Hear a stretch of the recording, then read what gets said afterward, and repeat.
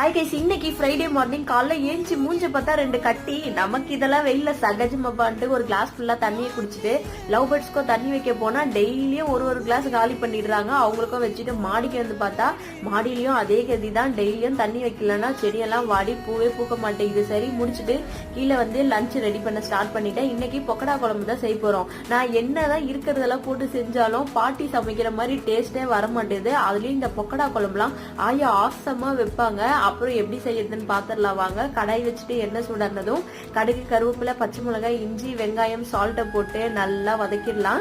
நல்லா வதங்கின பிறகு கட் பண்ணி வச்சுக்க 3 தக்காளி, கொஞ்சமா மஞ்சத்தூளை போட்டு நல்லா வதக்கிட்டு கொஞ்சமா குழம்பு மிளகாத்தூளும் தேவையான அளவு தண்ணியை ஊற்றி நல்லா கொதிக்க வச்சிடலாம். நல்லா திக்கா கொதிச்ச பிறகு எடுத்து வச்சிருக்க பொக்கடாவை போட்டு அப்படியே அந்த மல்லித்தலையை மேலே தூவணும்னா திக்கா சூப்பரா ஒரு பொக்கடா குழம்பு ரெடி ஆயிடும். இப்பதான் நம்ம சேனலை ஃபர்ஸ்ட் டைம் பாக்குறீங்கன்னா மறக்காம சப்ஸ்கிரைப் பண்ணிக்கோங்க. நாளைக்கான vlogல பார்க்கலாம். பாய்.